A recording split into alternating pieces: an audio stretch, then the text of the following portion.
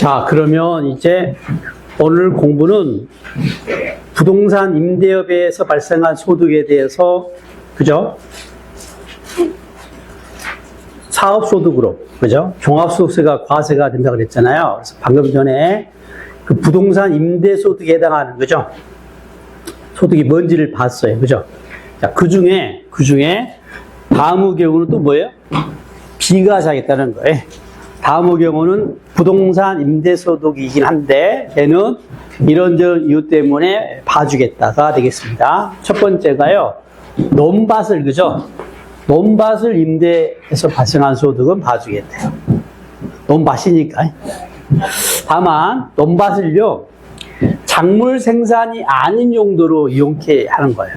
그러니까 빌려준 논밭을 농사 짓는데 빌려주면 비과세 하는데 농사가 아닌 것이, 그러니까 뭐 행사장으로 빌려준다든가, 뭐 창고로 사용케 하면서 빌려준다든가 이렇게 하면 과세하겠다가 되겠고요. 당연히 국외에 있는 논밭까지, 그죠? 비과세 해줄 일이 없죠. 그 다음에 중요하게 주택이네요. 1주택을 주택 하나를 빌려주면 비과세 합니다. 역시 이 경우도 뭐예요? 국외에 있는 주택까지, 그죠? 비과세 할 여지가 없고요. 그러니까 국외 주택은 다르게 이제 한 번씩 시험에 나오는데 지문이, 국외 주택은 주택 수에 관계없이 비과세한다, 과세한다. 뭐예요? 국외 주택은 뭐예요? 주택 수에 관계없이 과세한다가 되겠지. 그죠? 그러니까 1주택일 때 비과세하는 것은 어떤 것만? 국내 주택만 해당된다, 이 말을 하고자 하는 겁니다. 그 다음에 또 하나요. 이 주택이 고가주택이면 안 빠져요. 고가주택. 알았죠? 고가주택이니까, 고가주택은 앞에 지방세는 고급주택이라고 되어 있고, 얼마예요? 9억 초과예요, 9억. 근데 국세는요, 고가주택이라고 되어 있고, 얘는 얼마? 12억 초과입니다. 그 다음에 기준시가로 따지는데요. 자, 정리해 볼게요. 지방세와 이제 국세를 비교할 텐데요. 자, 지방세는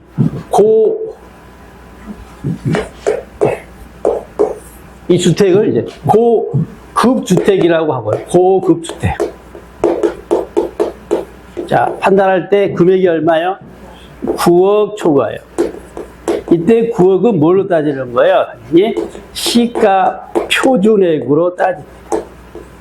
네? 그리고 엔드. 고급이기 때문에 국세는 고가주택이거든요. 국세는 뭐예요? 금액만 크면 돼. 그런데 지방세, 그러니까 취득세라든가 등이 되겠습니다. 그래서는 고급이기 때문에 금액도 커야 하면서 동시에 면적이, 그죠? 크거나, 알았어요? 또 이 특정 시설물, 럭셔리한 시설물이 있어요. 수영장이 있거나 막 이런 겁니다. 이런 경우에 이제 고급주택이 되는 거고, 근데 고급주택은 뭔가 일반 주택보다 불리게 하겠죠. 응? 어떤 불리기 있습니까? 라고 하면 뭐예요? 취득세에서 뭐예요? 취득세에서 중과세율이 적용되는 거지, 그죠? 취득세 뭐예요? 중과세율 적용되는 거. 중과세율 취득세 사치세이잖아요. 골프장이 오선주시잖아요. 그 오선주가 뭐야? 고급주택이거든. 그래요?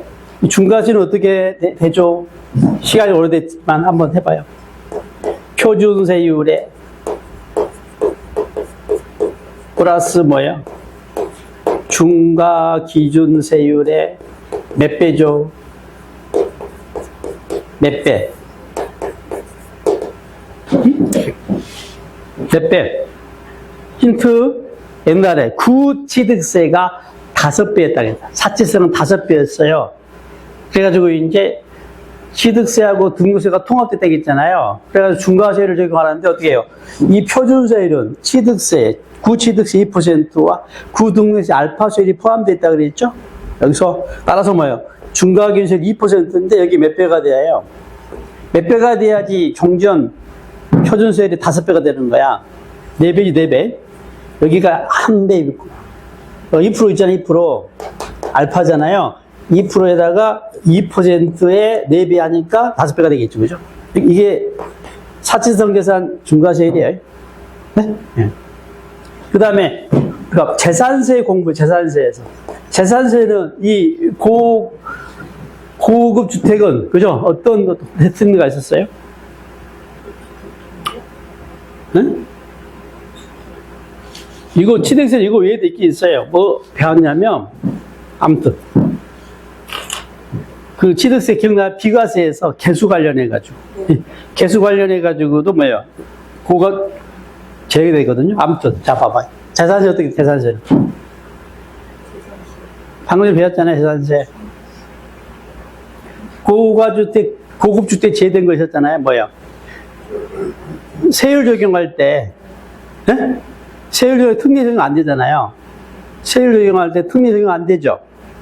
0.1에서 0.4인데, 1세대 1주택은 9억 이하야만, 그죠? 0.05에서 0.35잖아. 등등 있어요? 분류 있어요? 자, 국세 고가주택인데요. 여기는요, 12억 초과예요. 얼마요? 12억 초과. 이때 이제 종부세하고 양도세가 더 부여돼요. 종부세는 이 12억 초과가 뭘 기준하면 기준시가로 가는 거고요.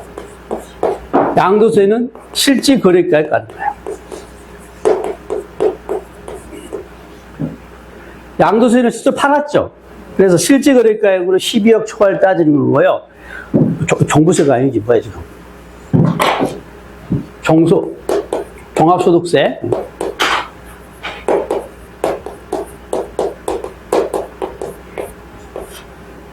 부동산 임대업입니다.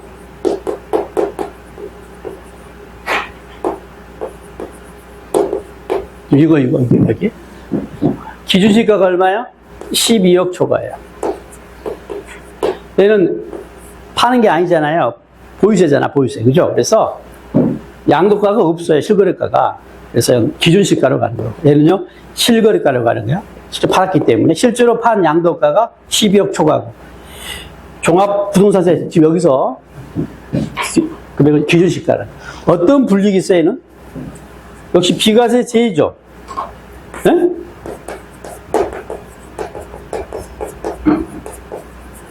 또 1주택 임대하더라도 뭐예요? 본래 비과세인데 12억 초과 고급주택은 고가주택은 비과세 제외가 되는 거고 뒤에 별 양도소득세가 1세대 1주택 그죠? 팔면 비과세거든요.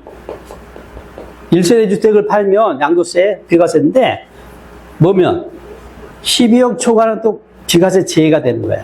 불이익이 있어요. 그 다음에 언제 시점에서 금액이냐인데 기간세니까 그 과세기간 종료율을 따집니다. 중간에 물론 팔면 그 양도리 되겠고요. 과세기간 종료일 현재 기준시가가 12억 초과일 때 그죠? 고가 주택이 되고 1주택을 임대하더라도 비과세 받지 못합니다. 자, 그 다음에 그러면 주택수 계산을 해야 1주택을 봐주니까 1주택을 봐주기 때문에 자, 이 주택을 누구 주택으로 볼 것이냐인데요. 당연히 집주인 그죠? 임대인 주택이 되겠죠. 다만 이제 어떨 수가 있냐면 봐보세요. 여기에 이제 갑주택이 있어요. 갑이 소유자예요. 이 갑이 을한테 이 집을 임대를 했어요. 그러면 을이 뭐예요? 우리는 뭐라 그러죠? 임차인이라고 그러죠, 임차인? 네? 네. 근데 이 을이 또 병한테 이걸 또 임차한 거야. 재임차. 임대한 거지. 이걸 법용어상 이걸 뭐라고 하냐면 전대라고. 뭐예요? 전대, 민법에서 전대차라고 하고 있고요. 그냥 세법에서는 약의차가 전대라고 그래요. 전대차, 전대. 알겠죠? 네. 그 다음에 이 을이 갑하고 임대차 계약이 아니라 전세 계약을 맺으면 뭐라 그래요? 전세를 준 거죠. 이 전세 받은 을이 전세 받은 자라고 표현되어 있어요. 임대차 하면 임차인이라고 표현되고 전세를 받으면 을을 뭐라고 한다고요? 전세 받은 자라고 하는데 이 전세 받은 을이 병한테 또 전세를 준 거야. 이걸 뭐라고 해, 이걸? 전전세라고 해, 전전세. 알겠죠? 자, 이렇게 되면 이 전대차나 전전세를 하게 되면 이 주택은 누구 주택으로 본다는 거예요? 임차인 또는 전세 받은 자 주택으로 보겠다. 이야기를 하고자 하는 겁니다. 아시겠죠? 네? 또 임대, 또 전세, 또 임대하고 또 전세 주면 누가요? 그 임차인 또는 전세 받은 자의 주택으로 보겠다 이 말이에요. 물론 갑하고 을 관계에서는 누가 소유자예요? 갑이 가부주택이 되는 거고 을하고 병 입장에서는 을이다 이야기를 하고자 하는 겁니다. 네? 갑자기 여기서 을 소유가 아니라 갑 소유가 아니라 을 거야 이 말이 아니라고. 갑하고 을 관계 당연히 갑인 거고 말할 것도 없는 거예요, 당연히. 그 다음에 이 을이 이 세입자가 또 전대하거나 전전세하게 되면 을과 병 관계에서 누가? 을이 임대주택이죠. 소유로 보겠다 이 말. 사람은 주택수로 보겠다 이 말. 다가구 주택은 일단 한 개로 봐요. 다가구는 이제 법률상 단독주택이니까 한 개로 봅니다. 어직적으로 구분 등기가 안 되게 돼 있어요. 그죠? 다만 이제 예외적으로 자, 구분 등기가 된 경우라면 각각 한 개로 봐요. 예외적으로 구분 등기가 된 경우가 있나 봐. 이때는 각각 한 개예요. 원칙은 한 개고요. 구분 등기가 돼야 해요. 각각 구획돼 있다면 안 돼. 뭐까지 돼야 한다고요? 등기까지 돼야만 각각 하나로 보는 거야. 앞서서는 어떻게 앞서서는 구분 구획돼 있으면 각각 하나로 봤죠. 좀 더 나가야 해요. 뭐까지 돼야 한다고요? 구분 등기까지 돼야만 각각 한 개로 보겠다. 이렇게 정리하면 되고. 그 다음에 자 공동소유주택이에요. 공동소유주택. 여기 지금 공동소유주택이 있어요. 자, 갑하고 을이 이 주택을 공동 소유하고 있습니다. 그리고 만약에 60%고 지분이 40%라 해봅시다. 그러면 자, 이 주택은 누구 주택수에 포함할까 이 말이에요. 각각 하나일까 아니면 중에 한 사람 건가 이 말이에요. 네? 뭐라고 돼 있어요? 지분이 가장 큰 사람이라고 돼 있어요. 그러니까 이 주택은 누구 거예요? 갑 걸로 봐가지고 그죠? 판단합니다. 비과세 여부를. 자, 근데 지분이 만약에 50대 50이면 어쩔래 이 말이에요. 반반이면 누구 거냐? 주기주하겠죠? 이때는 뭐라고 했어요? 합의해가지고 정한 자입니다. 아까 그 부부 공동명의 1주택자 순서는 같죠. 다를 바 없죠. 순서는. 일단 지분이 큰 사람이고 같으면 합의로 정한 자. 자, 다시 더 봅니다. 60대 40이에요.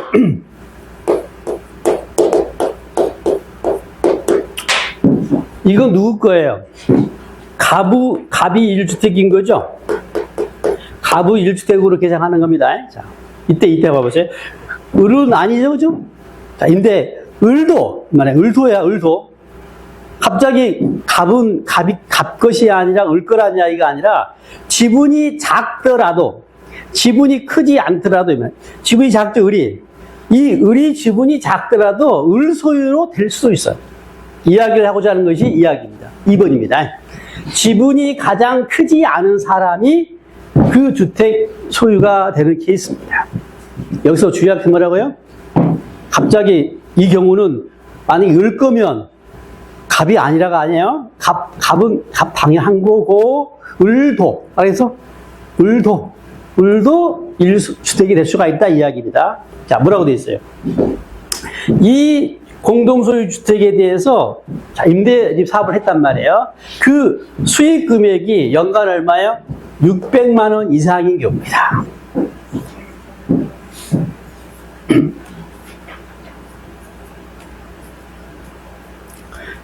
연간 600만 원이면 오늘 얼마인가? 50만 원이지.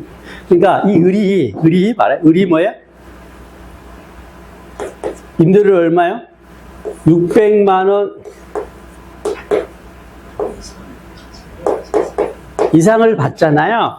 그러면 을도 1주택 소유로 보겠다 이 말을 하고자 하는 겁니다. 아셨죠? 예. 자, 그 다음 또 하나가 있어요. 이 주택이 뭐예요? 기인시가가 12억 초과니까 뭐예요 이게? 고가주택인 거죠? 네? 그리고 엔드 뭐라 그랬어요? 노소니까. 그리고 지분율이 30% 초과해요. 엔드 뭐라고요? 그러면서 지분비율이 얼마요? 30%를 초과하면 이 두 가지를 충족해야 해요. 그러면 뭐예요? 이때는 임대료 따지지 않고 또 뭐예요? 을 주택수에 포함하겠다. 되겠습니다. 자, 근데 이제 여기서 또 특례가 나와요. 이때 갑하고 을이 자, 갑하고 을 있잖아요. 이게 부부라면 이게 부부잖아요. 부부인데 이런 경우가 있을 수가 있잖아. 자, 부부인데 갑소이기도 하고 을소이기도 한 경우 이 말이에요.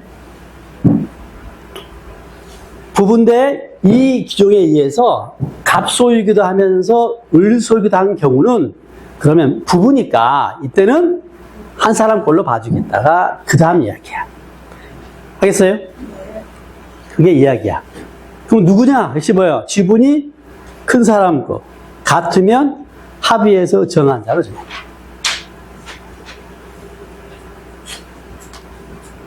그 다음 이번에는요. 본인과 배우자가 각각 주택을 소유한 경우. 방금은 공유죠, 공유. 방금은 뭐라고요? 공유 이야기고요. 이번에는 뭐예요? 따로따로 있는 각각. 부부가 각각 집을 가지고 있으면 어떻게 하냐면 합산해가지고 이게 뭐예요? 1세대 2주택이 되겠죠. 이 경우 당연히 비과세를 받을 수가 없어요. 각각 가지고 있는 경우는 합쳐서 계산하니까 2주택이 되기 때문에 비과세의 대상이 되지 않습니다. 자, 이제 부동산 임대소득, 사업소득 금액, 세금을 이제 계상을 해야 하니까요. 소득 금액을 계상을 합니다. 자, 소득 금액은 기본 계산 구조가요. 자, 총 수익 금액에서 필요 경비를 빼서 계상합니다. 총 수익 금액은 번 돈이에요, 번 돈. 그리고 필요 경비를 그냥 돈이 들어오지 않아요. 이 수익을 얻는 과정에서 필요한 비용, 들어간 비용을 필요 경비라고 그래요. 수입을 얻을 때 필요한 비용을 필요 경비라고 하고 빼줍니다. 한번 봐보세요. 부동산 임대업이니까요. 임대소득이니까 총 수익 금액은 뭐겠어요? 당연히 그 임대료가 되겠죠. 월세가 될 겁니다. 그렇죠? 당연하게 되겠지. 그리고 그 임대료 얻는 과정에서 발생한 비용을 빼주는 건데 필요 경비는 뭐 같아요? 되면? 뭐가 있겠어? 건물 같은 경우는 감가상각비가 있겠고요. 그죠? 임대업이니까 만약에 직원을 두고 만약에 임대 사업을 하게 되면 인건비가 되겠고. 그죠? 건물 관련해가지고 화재 보험 같은 거 들면 보험료 등등이 뭐예요? 필요 경비가 되는 거예요? 물론 당연히 입증이 돼야 합니다. 네? 확인돼야 해요. 자, 그러면 이제 총 수익 금액과 필요 금액을 볼 텐데 총 수익 금액이 뭐라고요? 임대료가 떠오르시죠? 총 수익 금액은 자, 해당 기간에 과세기간 1년이니까 그 수입할 거나 수입할 금액의 합계인데요. 구체적으로 뭐예요? 임대료가 있어요. 그죠? 월세입니다. 자, 그 다음에 특이한 게 뭐가 있어요? 간주 임대료는 임대료가 아닌데 임대료로 간주하게 했대요. 자, 이거 중요하고요. 그 다음에 이제 뭐가 있냐면 관리비 수입이 있어요. 그죠? 임대하면서 뭐야? 그 세입자한테 관리비 명목으로 받잖아. 얘도 포함이 됩니다. 알겠죠? 일단, 그 다음에 보험 차익. 보험 차익은 지금 뭔지 설명해요. 보험 차익은 내 건물에다가 보험을 들었어요. 화재 보험 등을 들었어. 불났어. 그래서 내가 피해 입은 게 1억이야. 근데 보험금을 탄 게 1억 2천이야. 그럼 얼마 이익 봤어요? 2천만 이익 봤지. 그걸 보험 차익이라고 하고 얘도 포함시키겠다는 거예요. 어렵지 않죠? 그 다음에 역시 중요한 거라고요. 간주임대료인데, 자, 간주임대료 뭐냐면 지금 같이 설명하면 우리가요, 자, 부동산을 임대하면서 이 월세도 받지만 뭘 받죠? 전세 같은 경우는 전세금 받잖아. 또 월세도 보증금 받잖아요. 자, 이런 경우 월세는 하나도 안 받고 보증금만 받은 경우면 과세하지 않으면 형평이 맞지 않지. 그렇잖아? 실제는 같으니. 그래서 보증금 등을 받게 되면 어쩌? 전세금 받으면 여기도 뭐야? 여기다가도 법이 정한 산식에 의한 임대료를 끄집어내요. 이자 상당액을 끄집어냅니다. 이걸 뭐예요? 임대료로 간주하겠다고 하는 거야. 이 간주 임대료입니다. 이건 우리가 뒤에 계산도 할 수 있어요. 임대료 볼게요. 임대료에서 측할 것은, 자, 임대료를 받는데 매달 받는 게 아니라 미리 받는 경우. 선세금. 자, 임대료를 뭐요? 미리 받는 걸 뭐라고 한다고요? 선세금이라고 해요. 선세금은, 자, 이 기간세이기 때문에 1년 단위로 세금을 계상하잖아요. 그래서 선세금은요, 계약 기간을 월수로 나눈 금액의 각 과세 기간을 합계액으로 한다. 이게 법정 조문인데요.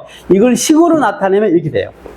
그 선세금에다가 계약 기간 월수를 나눠가지고 해당 기간 월수를 곱한다 이 말인데, 이걸 법 조문은 계약 기간의 선세금을 계약 기간의 월수로 나눈 금액에 각 과세 기간의 합계액으로 한다라고 되어 있어요. 표현에 익숙하면 되겠고요.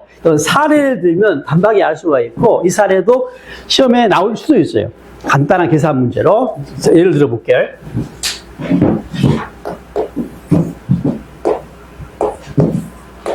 제가 2026년이에요. 무슨 해예요? 합격해.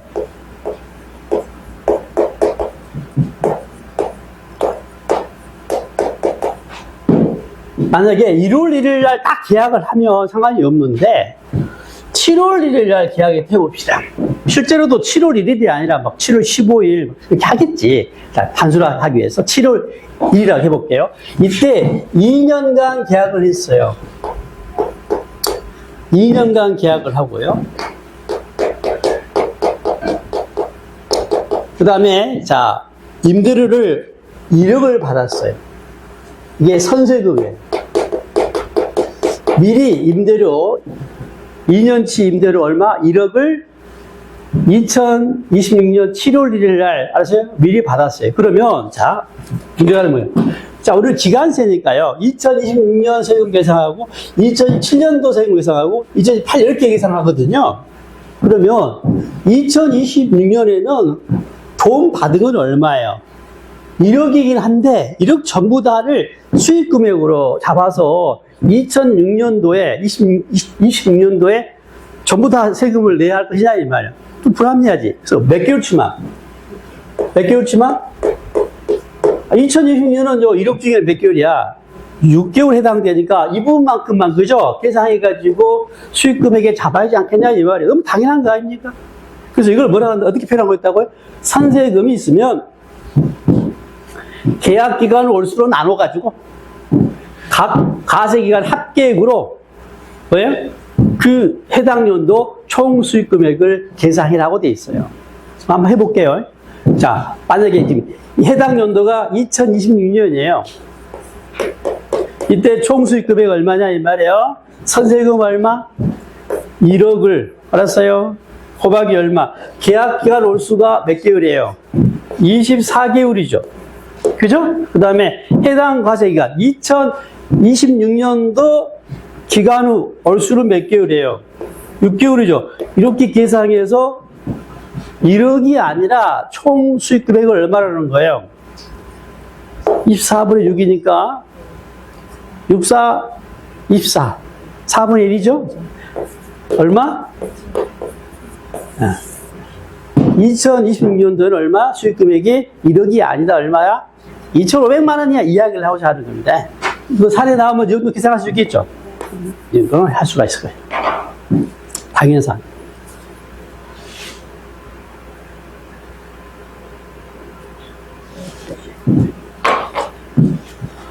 자, 그 다음에 이제, 간주임대로. 자, 간주임대로 뭐 할 때요? 전세금이나 보증금 받게 되면, 알았어요? 일정한 산식에 의해서, 그죠? 간주임대를, 그죠? 계산해가지고, 총 수익 금액의 산입하랍니다. 임대료 이걸 간주하게. 그러면, 보증금이나 전세금 받았을 때입니다. 자, 일단, 주택이 아닌 경우하고 주택인 경우로 나눠가지고 간주임대를 계산하도록 되어 있습니다. 그리고 얘는 우리 시험에 나왔어요. 최근에 연달아 주택하고 상가가 나왔습니다. 그래서 계산 문제 대비해서 이 정도 계산을 할 수 있어야 한다고 보고, 자, 일단 주택 외니까요. 상가를 돌리면 돼요. 상가를. 상가하고 주택하고 뭘 더 유리하게 할 것 같아요? 당연히 주택이 더 유리하겠죠. 그렇습니다. 상가보다 주택이 더 유리합니다. 자, 그러면 일반적인 경우가 있어요. 일반적인 경우란 말은 뭐예요? 이 장부나 기타 증명 서류에 의해서 확인되는 케이스입니다. 네? 임대료가 얼마인지 등을 확인할 수가 있는 거예요. 이 경우하고, 자, 일반적인 경우가 아닌 경우인데, 이건 뭐예요? 장부나 기타 증빙 서류에 확인되지 않는 경우죠. 이걸 우리는 추계라 그래요. 추계 신고하거나, 나 잘 모르겠다. 또는 과세권자가 알아서, 그죠? 정하는 걸 추계 조사 결정하는 경우인데, 뭐가 더 불리해야겠어요? 당연히 추계가 더 불리해야겠죠. 계산 구조를 봐보세요. 식을 보니까 뭐예요? 봐봐요. 계산할 때, 금융식을 빼주는데 안 빼주죠. 보세요. 커지고 있죠? 또 불리하죠, 지금. 그 다음에 또 봐봐요. 뭔지 모르지만 가로 안에 보증금에다가 건설비 상당액을 빼주는데, 추계는 뭐야? 안 빼주죠? 그래서 뭐예요? 자, 장부 등에서 확인되는 경우보다 추계의 경우가 더 불리하다는 것을 일단 알 수가 있어요. 자, 그러면 공식을 설명할 텐데요. 일단 보증금 적수에다가 365분의 1을 곱한 다음에 365일로 나눈다는 의미인데요. 그리고 자, 이자율을 곱해요. 정기예금 이자율을 곱하는데 이제 매년 바뀔 여지가 있어요. 지금 현행은 3.1%인데, 그리고 금융수익을 빼줍니다. 그러니까 이 보증금에다가 뭐예요? 이자율을 곱해서, 그죠? 임대료를 간주하겠다는 거고요. 기본 구조 아시겠죠? 그 다음에 뭘 빼준다고요? 금융수익을 빼주는데, 얘는 뭐냐면, 여러분, 보증금을 받거나 전세금을 받으면 그 주인은 그 전세금이나 보증금을 어떻게 한가? 그냥 계약기간 동안 내내 장롱 안에 놔뒀다가 계약기간이 끝나면 돌려주나? 그렇진 않지. 못하더라도 뭐해? 은행에다가 일단 예금을 하거나 좀 더 능력이 되거나 하면 뭐야? 주식에 투자하거나, 그죠? 채권을 사거나 하겠죠. 네네네. 그래서 내가 만약에 채권 은행에다 예금했다면 이자 나오겠지. 또 뭐예요? 주식 샀다면 배당 받겠죠.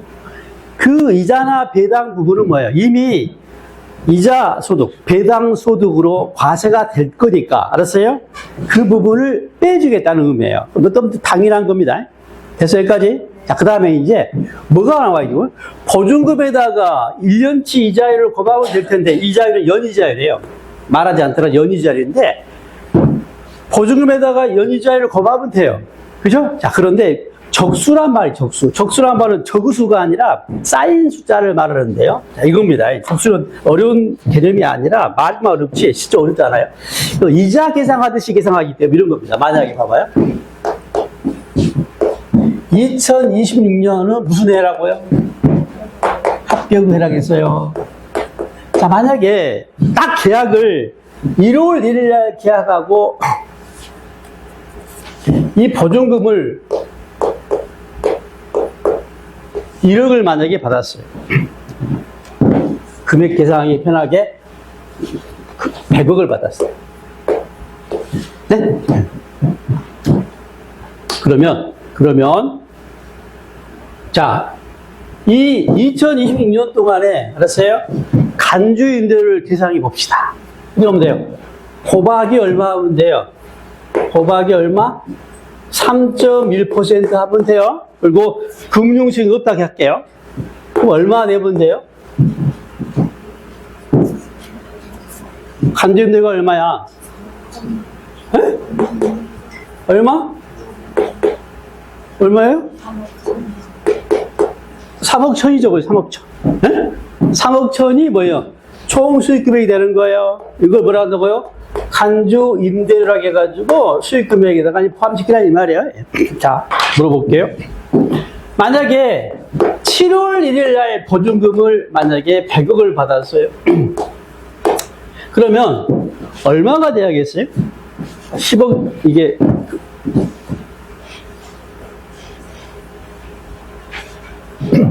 만약에 12월 1일 날 받아요. 12월 1일 날에 12월 1일 날 계약해가지고 얼마 보증금을 받았다고요? 100억을 받았어. 그러면 자 2026년에 알았어요? 간주 임대료는 얼마가 돼야겠죠? 하니까 곱하기 얼마야? 3.1은 연이거든, 연. 연이니까 얼마야? 3.1은 연이니까 곱한 다음에 그럼 며칠이에요? 12월 1일이니까 며칠이에요? 31일이죠. 어떻게 하겠어요? 곱하기 31일 마지막 답이 하니까 1년은 며칠이야? 365일이니까 중에 얼마? 31일 이렇게 계산을 해야겠네. 그지? 이해되죠? 이렇게 계산해서 이게 제대로 된 간주임대가 되겠죠? 이자 계산하듯이 나오는 거니까 그래요. 네. 그러면 인식을 다시 정리해 볼게요. 그럼 이 말은 뭐야? 여기다가 얼마를 곱하는 거예요? 365일 중에 365일을 곱한 거겠죠? 곱하나 많아지 싫어. 네. 자, 이때 적수라는 개념은 뭐냐면 이걸 적수라고 그래요. 이 100억에다가 뭐예요? 365일을 곱한 금액을 적수라고 그러니까 매년 봐보세요. 매일같이 10억, 100억이 쌓이죠. 365일이 쌓이는 거잖아요. 곱하면 얼마가 돼요? 100억 곱하기 365억은 얼마인가? 너무 금액이 커버리네. 얼마죠? 어? 너무 금액이 커버리는데? 나도 계산 안 되는데, 이거? 1억이라 해야 돼, 1억. 1억은 쉽겠지, 그지? 1억 해봐, 1억? 1억은 얼마, 1억이면? 365억이죠. 어디 1억 해볼게요. 자, 1억 곱하기 뭐예요? 365일을 곱한 걸 오늘 적수라고 그래요, 적수. 이걸 뭐라 한다고요? 적수라고 그래요. 이걸 적수로 표현하게 되면 뭐 해야겠어요? 365분의 1을 곱해야겠죠. 그죠? 이식 알겠어요? 이걸 적수 개념으로 표시하게 되면 뭐라고요? 365분의 1을 이렇게 곱하는 거예요. 네네네. 이걸 적수라고 하고 나누기 곱하기 365분의 1. 365로 나눈다는 의미입니다. 자, 여기서는 적수가 얼마예요? 1억 곱하기 31일이죠. 얼마의 적수가? 31억이 되겠죠. 그러니까 그건 뭐냐면 그 해당 기간 이자를 계산하기 위해서 적수라는 개념을 쓰는 거예요. 네? 적수라는 개념. 알겠죠? 그러니까 문제는 뭐냐면 이제 시험이 나올 때게 실제 나왔는데요. 만약에 중간에 계약을 하게 되면 적수 계산이 쉽지 않겠죠. 지금 그나마 12월 1일이니까 30일을 계산할 수가 있는데 만약에 4월 28일이야. 그럼 어떻게 해라고. 실무에서는 실제로 계산을 해야 해요. 일수 계산해야 합니다. 그리고 306년은요. 분모가 366이 돼야 해요. 정확히 계산을 해, 세금은. 그러니까 돼야 하는데 우리 시험에서 막 중간에 계약을 했다고 해가지고 간주임대를 계산한 문제는 나오진 않아. 알겠어요? 그러니까 그럼 어떻게 나오는 거야? 나오면 1월 1일 날 계약을 하니까 결과적으로 적수는 의미가 없어. 곱하면 하지 마. 그냥 바로 보면 돼요. 나올 때 그 보증금에다가 이자를 곱하면 되는 거야. 아시겠죠? 자, 이거 뭐 할 때 의미가 있다고요? 중간에, 알았어요? 중간에 계약하고 보증금 받을 때 그 해당 기간만큼 해당한 이자를 계산하기 위해서 적수라는 개념을 쓴 거예요. 네? 네. 그래서 적수란 말이 나와 있는데요. 적수. 그러니까 쌓인수예요. 매일같이 쌓인 수. 적수가 매일같이 쌓이잖아. 1억이 365일까지 쌓이면 얼마가 돼? 365억이지. 이 말을 하고자 하는 거고, 만약에 12월 1일 날 보증을 받으면, 자, 매일같이 쌓인 적수가 얼마가 돼? 31억이 되겠지. 알겠죠? 그래서 뭐라고 되어 있어요? 매월마다 이제 보증금 후 잔액의 경과일수를 곱하여 계산한다. 이 말이에요. 별거 아닌데, 표현이 어려워.